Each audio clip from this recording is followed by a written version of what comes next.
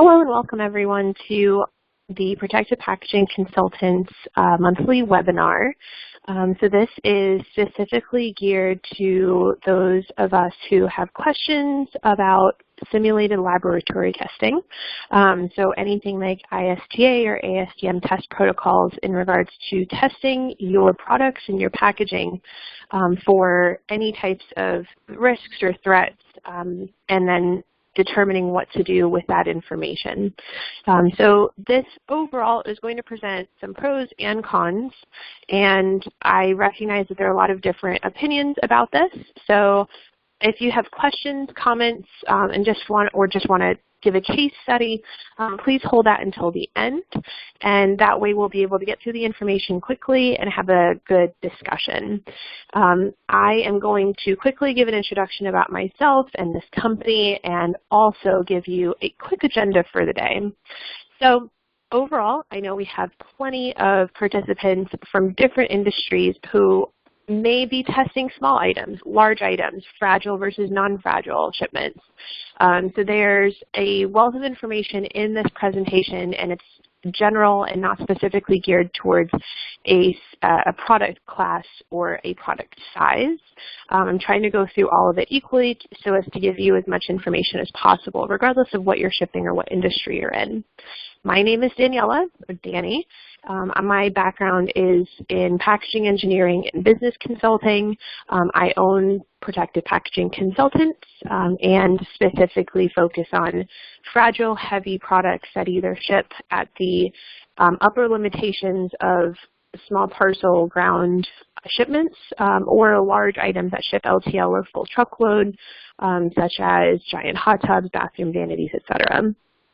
So if you have any questions about packaging for your products, quality control procedures, how to implement educational or training initiatives with your warehouse teams, working with your factories, please let me know. I'm always eager to help because reducing any types of customer complaints, whether it be as a result of package failure or packaging failures throughout the transit cycle, or if it's a manufacturing issue or post-use defect, those can be addressed and eliminated from your products. And by doing so, we send less to landfill and we waste less and generally delight our customers a little bit more. So happy to work on that with you, and anything I can help with, please let me know. The agenda for today is just talk about quickly what different e-tailers are asking for with testing, then go over the different ISTA specific tests. There's some information about ASTM testing, but because the industry for packaging design has generally skewed towards ISTA testing, which is the International Safe Transit Association, and their different types of testing, and I'll explain that in a bit. I'm going to lean towards those more. And then a quick discussion with my opinions based on the clients that I've worked with in the past, but discussing what data shows during testing, what are the limitations of testing, and how you can use this information to move forward in your business, regardless of what you're trying to test for or the goals of your testing at the end of the day. So just quickly want to mention some of the things in the competitive landscape. So the first point being that many furniture or home goods specific e-tailers are requesting some sort of testing proof, a past result from ISTA 3A or 6A, or any type of proof that you've gone through and in some way tested your items rigorously so that they are expected to go through the transit cycle, go through the supply chain without being damaged. This is primarily geared towards smaller shipments rather than the large, heavy ones. And this is because A, e-commerce has grown as an industry, B, items that previously were not being shipped e-commerce now are, and in large, large quantities, and customers are relying on e-commerce companies like Amazon and Overstock and Wayfair to fulfill those needs, whereas before they could go to a brick and mortar location and simply pick up an item with very minimal packaging, if any, just get a vase off the shelf, get your bookshelf from your furniture outlet down the street, take it home in your Honda, and no one's going to have any issues with damage, because why would they? Your Honda's trunk is infinitely safer than a full truckload or an LTL shipment across the country. So now that we have more of those single product shipments where there's one vase, one bookend, one ornament going from LA to New York City, with the express intention of going through an entire distribution network to end up at a customer's doorstep. There's no quality control process in the interim. There's no one who is going to be able to open the item at the store and confirm that it has passed with flying colors before tendering it to the customer.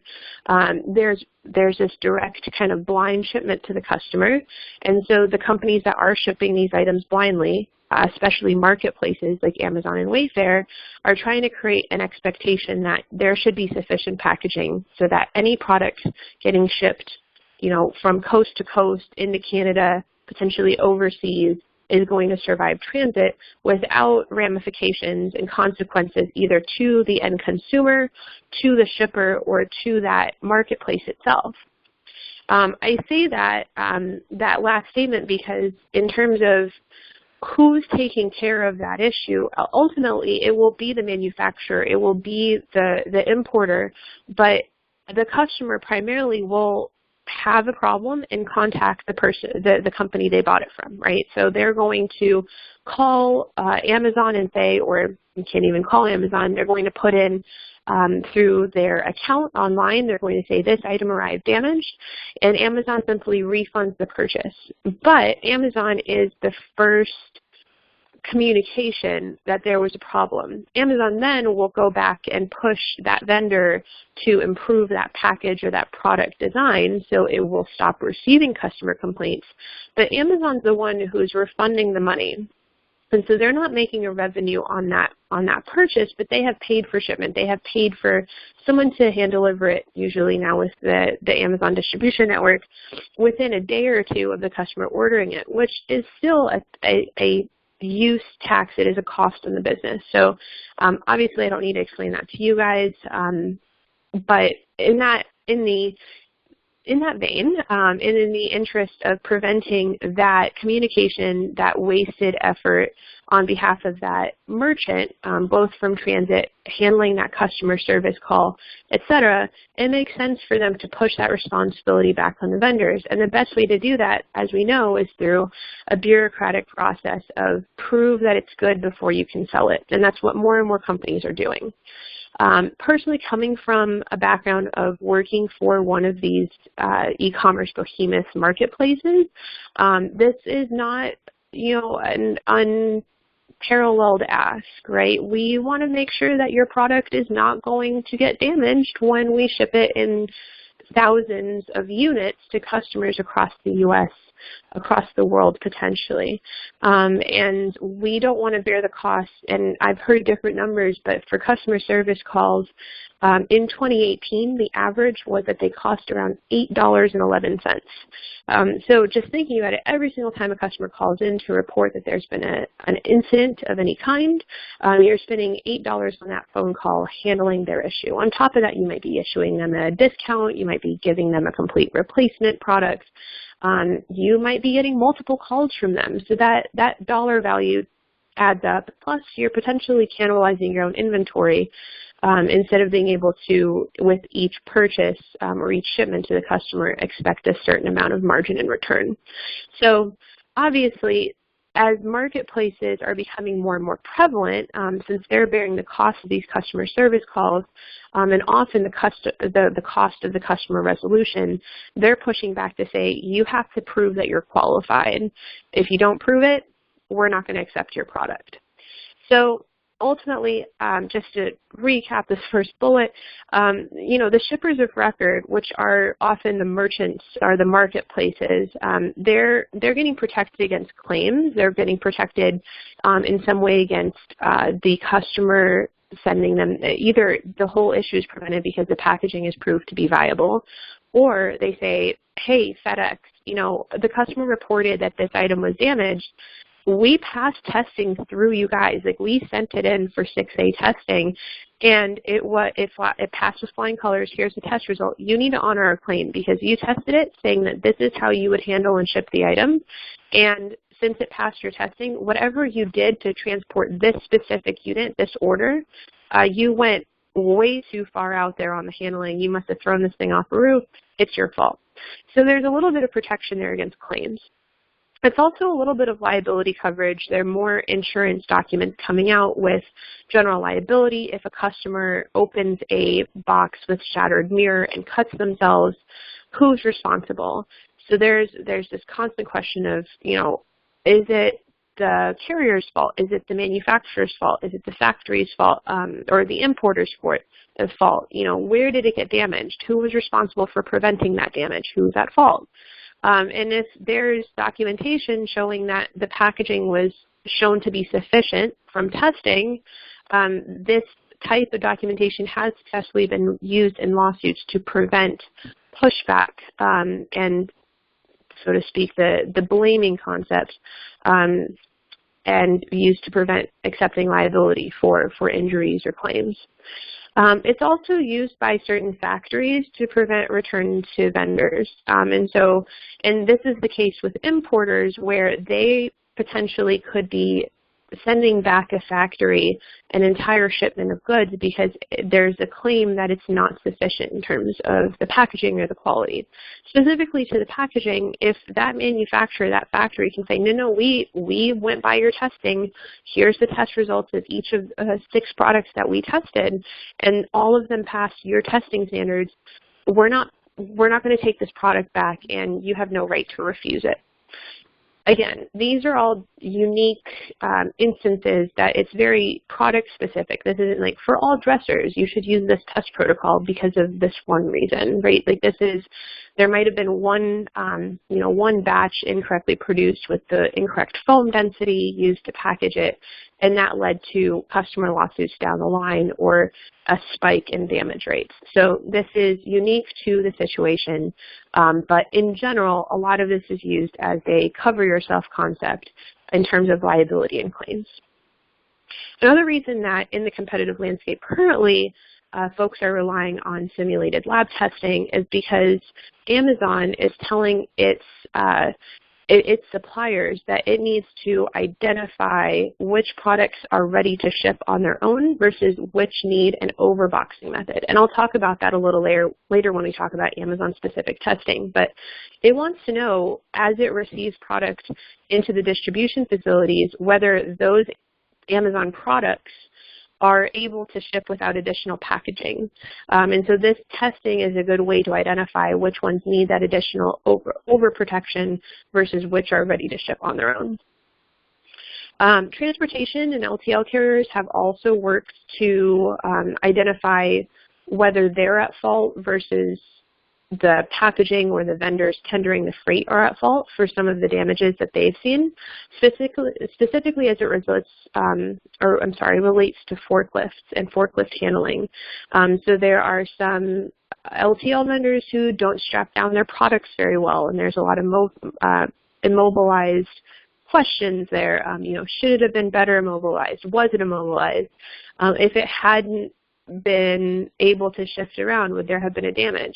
A lot of this pertains to multi-unit caseloads. So for instance, you're shipping a pallet of beer, and so you have the different cans or whatever they come in, if they're glass bottles of beer, and because you've not correctly immobilized that entire, say, 40-case pallet, the beer ended up moving off of the pallet and shattering. And then there was the remainder of the shipment that, it was contaminated with, the smell, the excess humidity, the moisture, et cetera.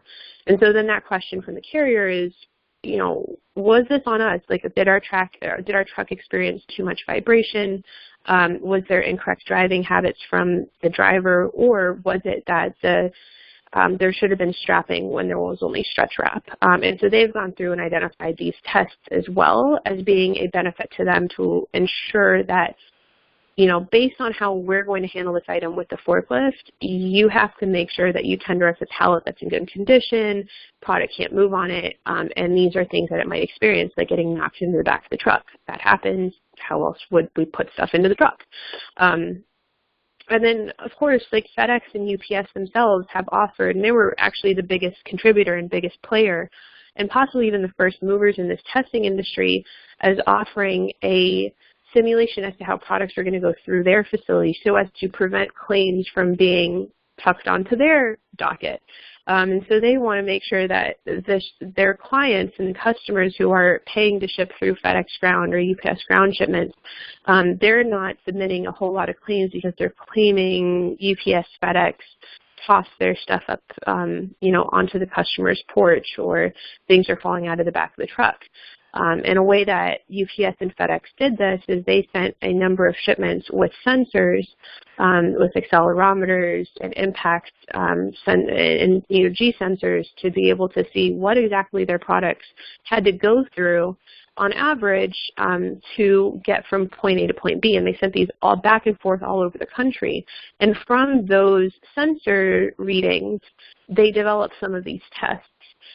So it did have to experience so many drops. It experienced this many drops from this height, or it accounted for this many G's being transferred into the product. It was stacked upon. They have stacking sensors for compression. So there's a wide variety of data that UPS and FedEx accumulated to be able to offer these tests. And I'll talk through the pros and cons of this as well towards the end of the presentation.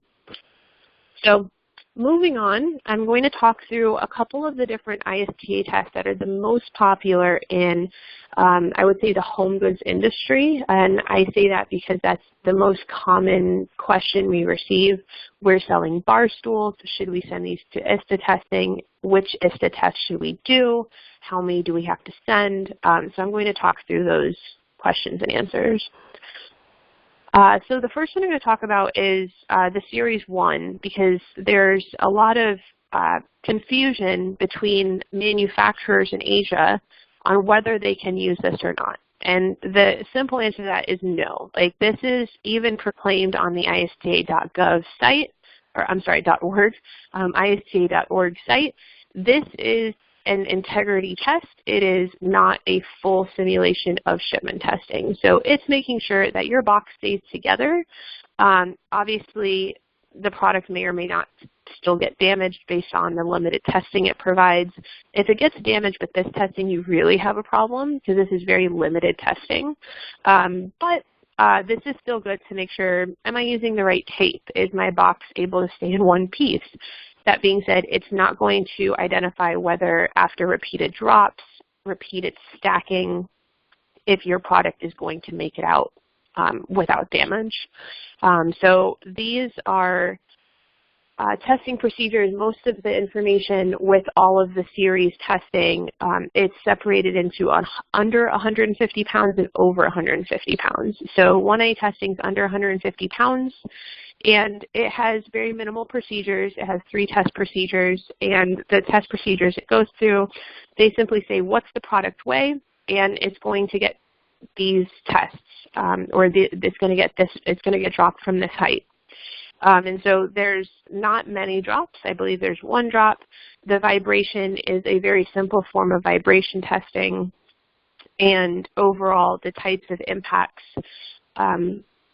they're not going to be exactly what your product's experiencing out in the wild, so to speak. They're going to simulate 1 good drop or 1 good shock getting hit into the wall based only on its weight. So the fact that you might have an extremely long item or a flat item or an extremely light but large product that might be heavy on one side and not the other, there's no testing to account for that in 1A or 1B.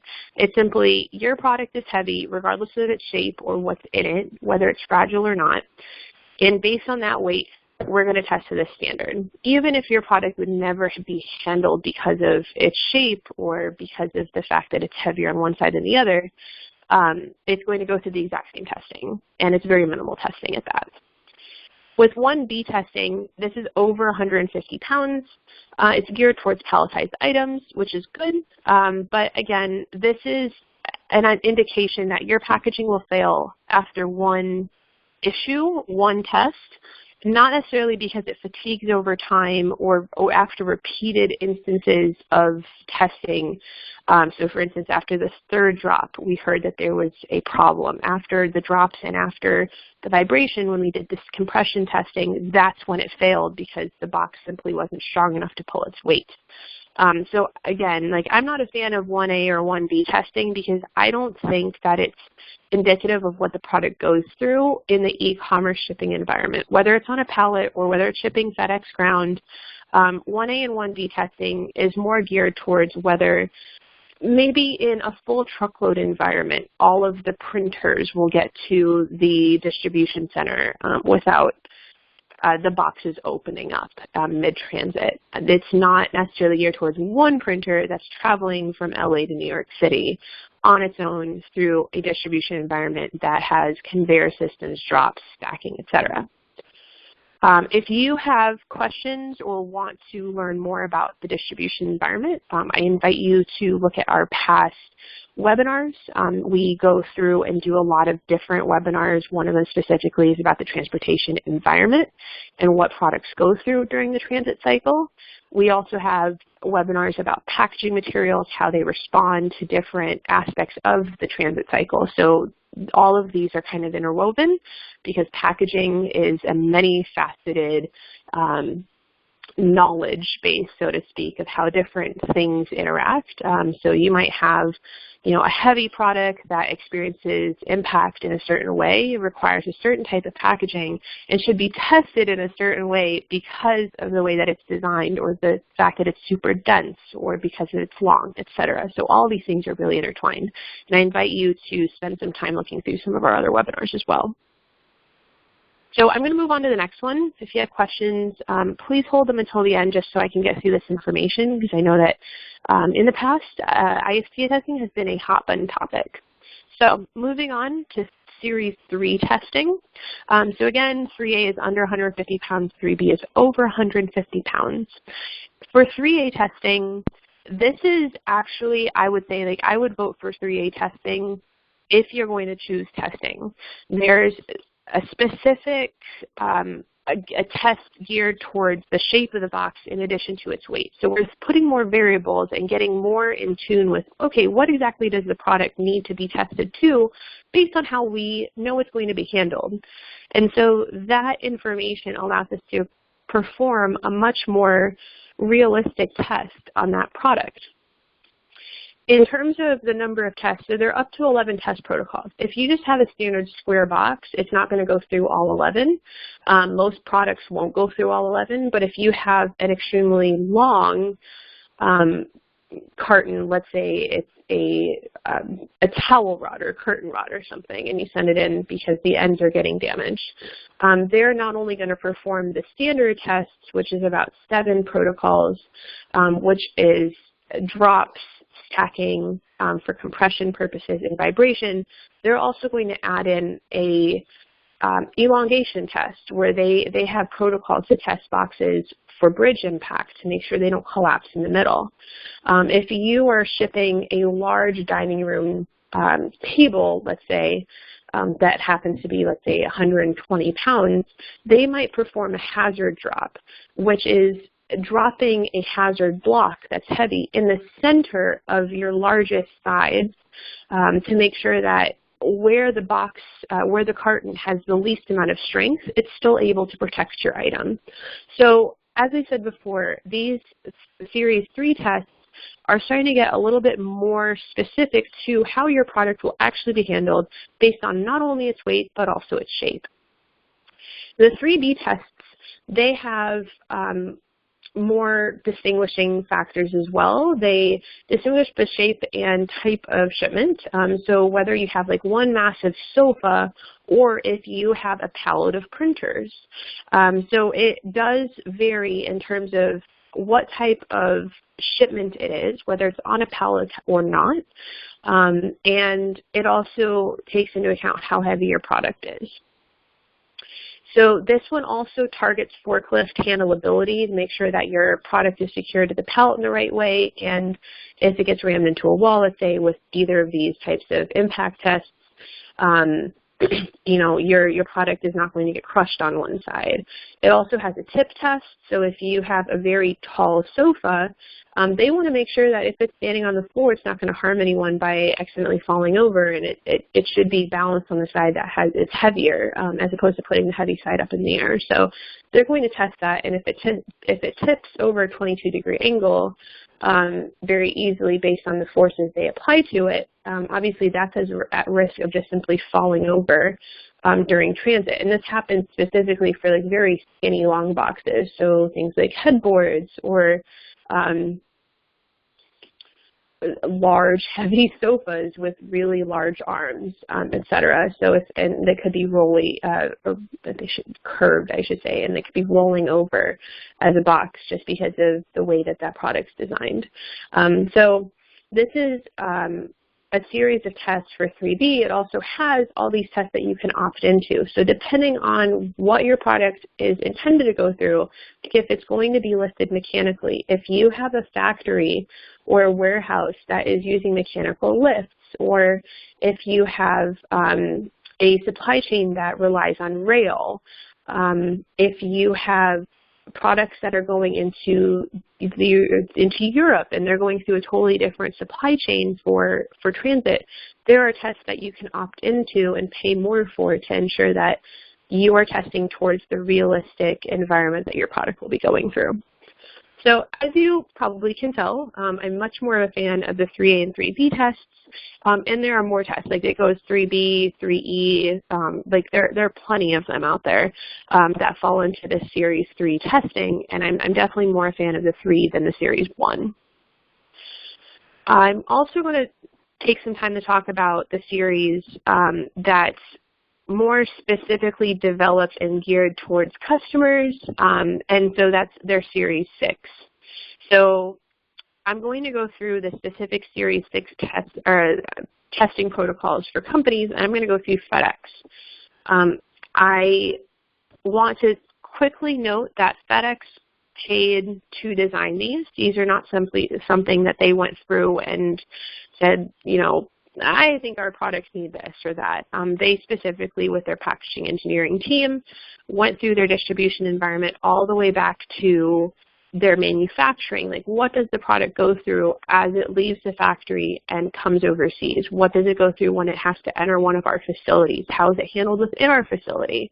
And then how is it fulfilled, and what happens to it after it leaves our facility and goes to the customer? So there was a huge amount of research that went into this, and they found that the best way for them to identify what tests are applicable for what kind of products is to classify products into 8 categories. And those categories, then you kind of go to a table, and that table defines the drop height, the types of vibration, and what tests that they truly should have. So some of them are like extremely fragile elongated items, could be a category of product, whereas non-fragile flat items are a different category that require different testing.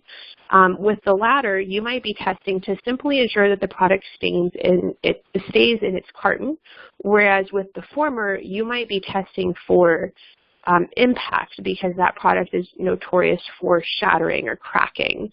And so these tests are, as we kind of have gone through Series 1 versus Series 3 versus Series 6, I think the big running theme here is you need to develop testing if you're trying to develop your own in-house testing for your items or determine what protocol to be realistic to that specific type of item. So it may not just be like you're saying, you want to develop testing for your dressers. It might be products over 60 pounds but under 100 pounds that are fully assembled, that have mobility options. So for instance, drawers or doors, or have something mobile inside of their unit, like a large hardware pack, or products that have legs attached and fully assembled. So these categorizations are not necessarily by the category of product. They're more so geared as the characteristics that group of products can be tested for. So in terms of Project 6 Amazon, and this is ships in its own container versus overboxing. So this is something I mentioned earlier. So Amazon actually has 2 series of testing. For one of them is ships alone. So for instance, you can send in, you manufacture headphones. Each of those packs of headphones, you send it in its own container, or it goes into a case pack, however you actually ship it. So maybe in one large carton, there are 40 pairs of headphones in this case pack. And as the distribution facility fulfills this, they can pull a pack of headphones out, and because it's in a brown reshipper box and already has a polyethylene mold inside and has no risk of damage, it's already been tested, there's no impact or crush that can be performed that will damage this item in, to a realistic testing threshold. They can simply pull one of these out, put a shipping label on it, and send it out the door. On the other hand, if you send a box of 40 packs of headphones, but each of those headphones, the only packaging that it's in is in its own little plastic bag, you can't simply slap a label onto a small poly bag that has that, the pair of headphones in it. You're going to have to rely on Amazon to add bubble wrap or put it in a box, or add pillows or whatnot to immobilize it inside of the box. So these are the 2 differentiators for Amazon testing before they go into protocols. So a lot of the tests are very similar, but they also recognize that for products that have that need to be repacked or overpacked, those are products that may ship alone. They might ship with multiple products in that box, where you might order a pair of headphones and a box of teacups and I'm trying to think of random things in the office now, and maybe a mouse or a battery pack or whatnot. And so those items may all be combined. And so that second type of package testing, excuse me, that would also include doing testing to identify whether those products are immobilized, or whether one or more of them is damaged in some way, because they're all combined in a multiple unit shipment going to the same customer. It also accounts for how much packaging that overpack requires. So there are tests to confirm that a product that has an immense amount of bubble wrap inside of the box, the bubble wrap doesn't necessarily deflate quickly or doesn't pop. So there's some elements, there's rhyme to that, to the madness there.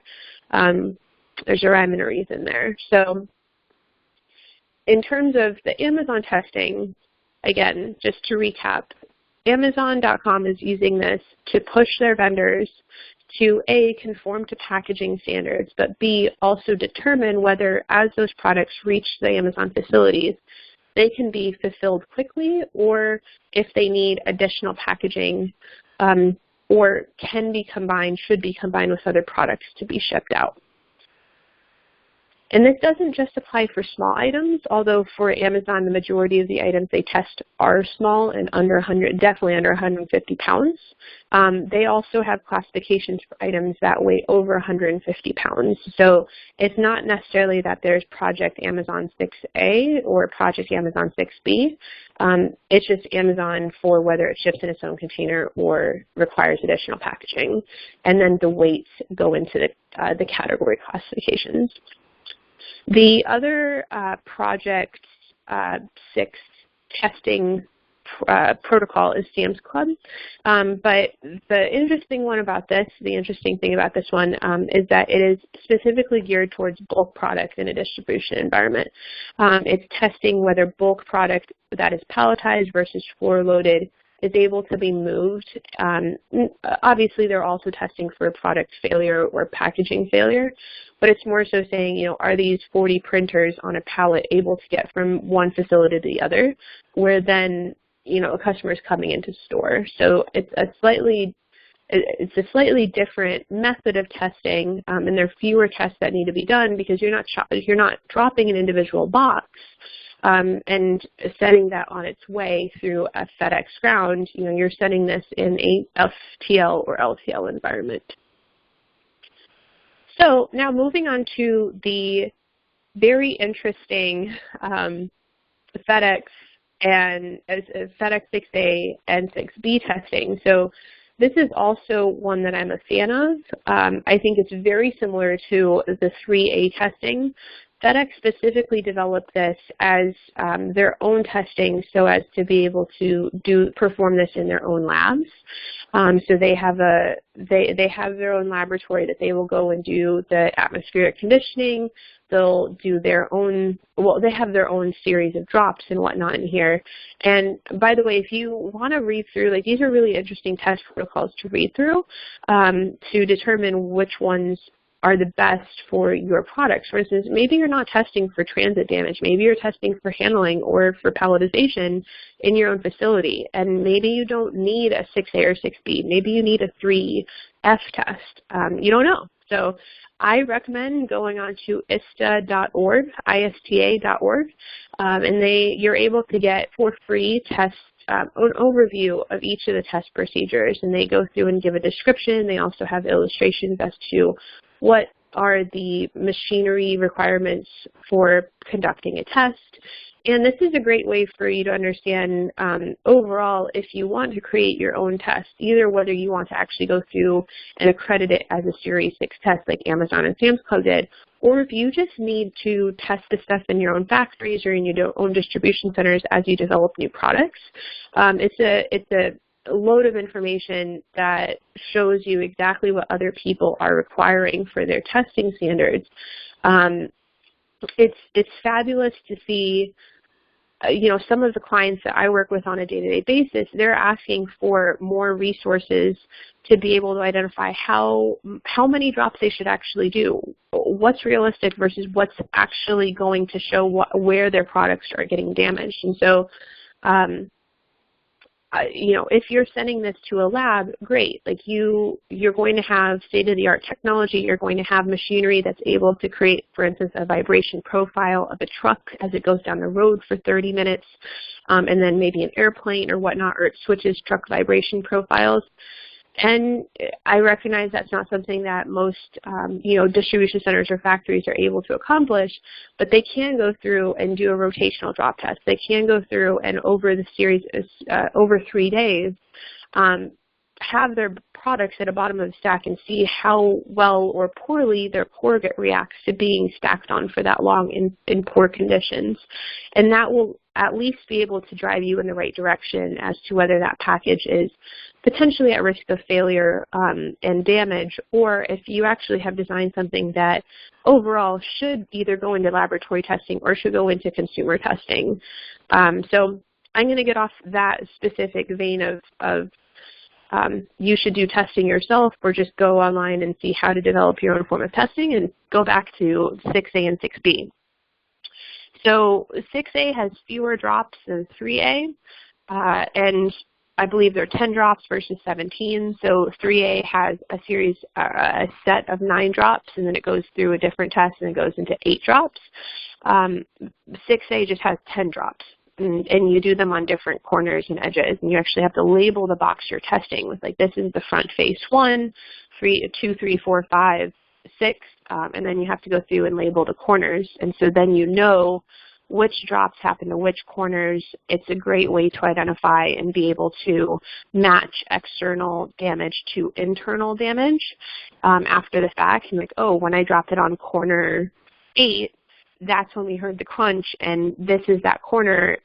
It blew out, the foam wasn't dense enough, or because that's the corner that has the most amount of weight because it has the hardware pack, we need to beef up the packaging there. So that being said, like, you can still do those types of markings. It's just harder to do with 2 sets of drops in some cases. That being said, more drops are usually more indicative of what your product is going through. So in these cases, it's kind of up to you to figure out, okay, is my product fragile? Does it make sense to over-test it or go with kind of a identification method as opposed to an extremes, like push the product to the extremes with the packaging. The interesting thing about the Series 6 test for FedEx also, they have this thing called an F factor, and it's used to calculate tolerances. So for instance, if you think of it as risk levels, you could say, I'm going to test everything to a risk level of 2, and I'm going to actually increase the amount of compression my products have to withstand, because although it's more than I believe they'll actually have to withstand in transit, I'd rather package to a slightly higher stacking goal, to a stacking need, because I know that overall my products in the warehouse for 6 to 8 months, there's a significant amount of humidity that affects them, and because my corrugate has the potential for some of the boxes and the others to become more risky and less strong over time, and doesn't have that stack strength, I'm going to develop packaging that is able to withstand higher amounts of compression, make the corrugate stronger, knowing that it will be able to go through regular shipping channels and meet the standard of the regular shipment, because I've over-factored for the testing. That was a really long way to say they test to a higher standard than they believe they need to achieve. So that's the F factor. There's formulas, and if you want to see them again, ISTA.gov. There are formulas that the compression studies require, and you can actually input, like, are you putting in risk factor 1 or F factor 1, 2, or 3, and that compounds the amount of stress that product has to endure for testing. So 6A versus 6B, 6A is under 150 pounds, 6B is over 150 pounds, and 6B, being over 150 pounds, also includes pallet testing protocol. It has the F factor and also has a tip test. So it kind of takes into account like all the things that were in the 3B test. They add some of the Amazon stuff in, and they try to create kind of a holistic approach that's slightly different from the Series 3 testing and is apparently very indicative of what your product will go through if it goes through the FedEx environment. So with that being said, just to make sure we have enough time to go through and answer questions, I want to take a few minutes to talk about designing an approach for testing for your business.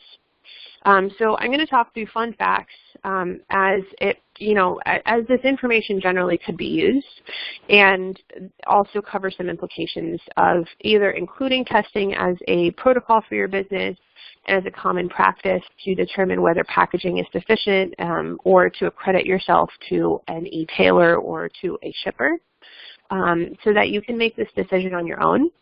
If you have any questions about this, by the way, or want to design a testing strategy yourself and just don't know exactly where to start, feel free to let me know.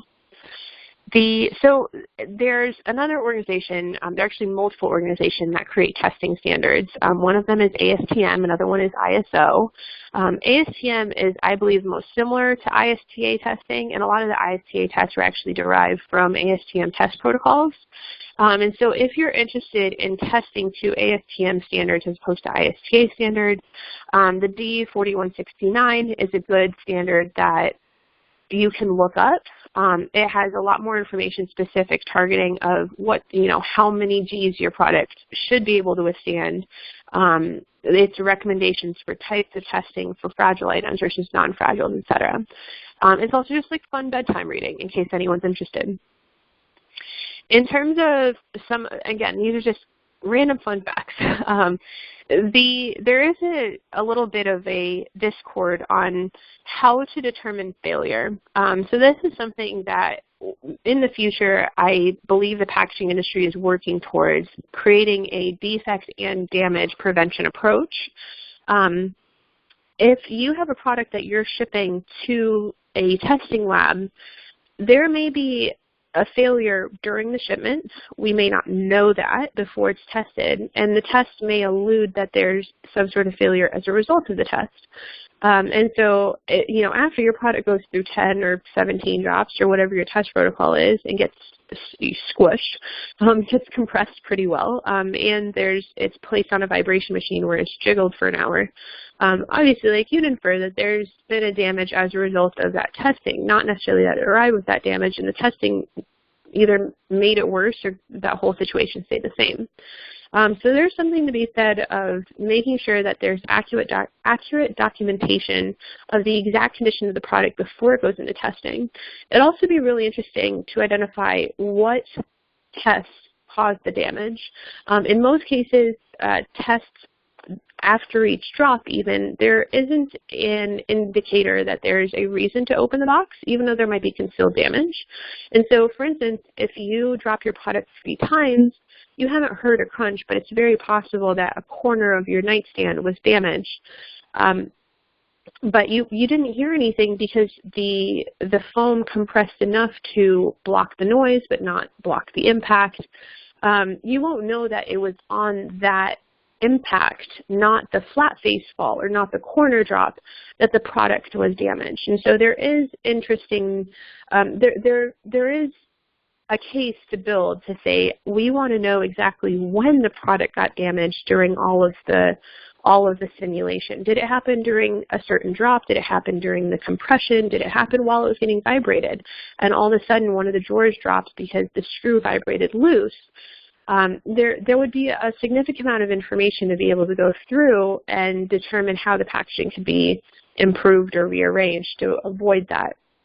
Right now, you failed the test, and that's kind of the result. As a result of these tests that were performed, or during the test there was a significant failure, for instance, the box failed during the compression test and it collapsed more than 5% of its height, the test was immediately stopped. And in that case, you kind of know that there was a compression failure. The product may not be damaged, though, or it might not have been damaged, like the corner may have been damaged previous to the compression test, but you don't actually know that when that happened. It didn't happen as a result of the corner breaking off versus a corner getting broken during the drops. Sorry. What I'm trying to say is you don't know what exactly caused the damage during which portion of the testing, and if that damage was later exacerbated by another form of testing. So in those cases, this is why a part of me advocates towards in-house testing and doing it very methodically. Of you're going to do 2 drops or only do drops in the corners, open the box, open it very delicately so as not to disrupt the packaging that then will further have to be tested. But ensure that the packaging has not failed, ensure that the product has not been damaged, and even beforehand, make sure that the product isn't like defective, that, you know, because of poor product quality or because it was manufactured incorrectly, maybe that chip was always there on the frame and it was packed that way and we wouldn't have known, and it was assumed to be a damage. So the other fun fact is that ISTA testing typically takes less time than ASTA testing, and neither of these tests account for the time it takes to go through and actually fully inspect the item between tests, because that's not really done. So imagine how much longer ASTM testing would take if we went through this methodical procedure, and that's why it actually costs more. So as kind of a recap there, ISTA testing can be performed more quickly and is generally less expensive than ASTM testing, but neither of the tests go through and are able to capture the data of exactly when something broke and how after which portion of the testing. For the last bullet point there, the ISTA testing, and actually most transit tests, unless you're specifically designing one for your own products, they are developed to the average. So for instance, if you sent out 100 test shipments with sensors in them, and you found that G-force ranged between 2 and 40 Gs, you're not going to develop a test protocol for 40 Gs of impact for everything that comes through to be tested, because you're saying, hey, that was an outlier. It doesn't make sense to test at 2 Gs because that's almost nothing. That's me tapping on my desk, to 40 Gs, which is me like knocking over my desk. Something in the middle had to be the average and what's most commonly going to affect the product. Therefore, we should test to the average. We should test to something that is the most reasonable to test to across these 100 shipments. Let's test to a 20G outcome. In these cases, that means if you're testing to an average or to the two kind of middle 50, or this 50% quadrant in the middle, or the quartiles, I should say, there are two areas of extreme, like the super under damaged or the under taxed packaging or products, and the well over taxed packaging testing. And so in those cases, we might be talking about products that would or should experience 30 to 40 Gs because of the way that they're shaped or the way that the product itself is designed, but the testing only tests to 20. And so in those cases, it's possible that with all the items that were shipped out, the only ones that would have gotten damaged were the ones that, as a fluke circumstance, so to speak, here with an outlier of the data, only the shipments of that product that experienced 40 Gs got damaged. But if that's happening frequently enough, or you're seeing that your damage rates continue to stay high, even though your product passed testing, that's showing that it was able to pass the average test. It wasn't able to pass some of the higher extremes that still occur during transit. So it's just kind of an interesting way to think about, most of these transit tests were developed for overall the average thing that's happening. So there are most likely the cases where you're receiving claims from the customer or you're putting in claims with the carrier. Those are the non-average cases that maybe you should identify a packaging method to be able to thwart those types of really high drain, high impact situations. So in terms of the situations that aren't tested for as well, there's a lot of very common industry faux pas in shipping and packaging across a lot of industries where there's incorrect pallet immobilization. So for instance, if you have product like the beer that over time, because you're using the wrong stretch film, over a series of days due to vibration, the cases of beer shift. That is going to that's obviously going to be repeatedly shown in the data during consumer-facing testing. On the other hand, if you are just sending one pallet of your beer to be tested at this facility and it doesn't allow the stretch film to stretch and fail over time, your shipment's going to pass as flying colors, and it's not indicative of what's actually happening in the environment. The other unfortunate piece of this is the pallet immobilization, where you're testing for all of your cases of beer to be accurately affixed to the pallet, the right pallet quality, etc., the right case stack and the formation and design of that pallet overall. It doesn't take into account that other shipments might fall into yours. If you're shipping LTL and you don't have enough packed into that truck that day, there might be a significant amount of product shift in the back.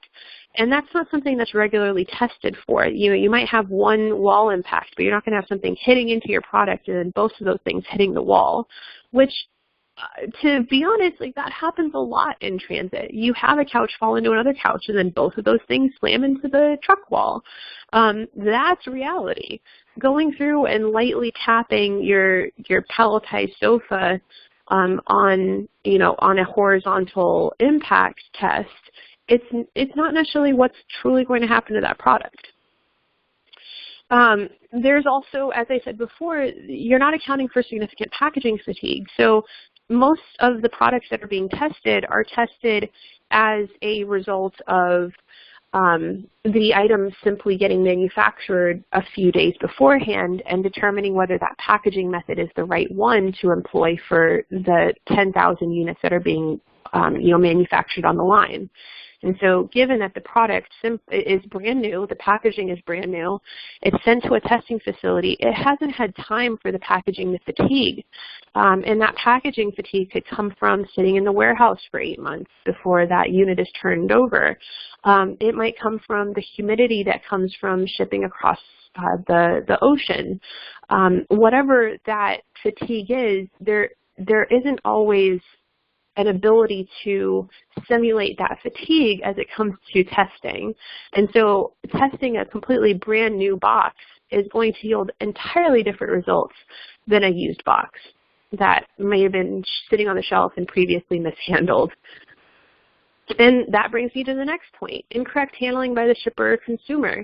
ISTA testing does not test to things like customer faux pas. It does not confirm whether the customer is opening the product up correctly. And so the data might be showing that your product is repeatedly getting damaged in transit when in fact the customer is incorrectly opening the item. Or there's a handler who's using the straps holding the carton closed to fling it, which is not tested for. There is no swing throw impact in ISTA testing, unfortunately.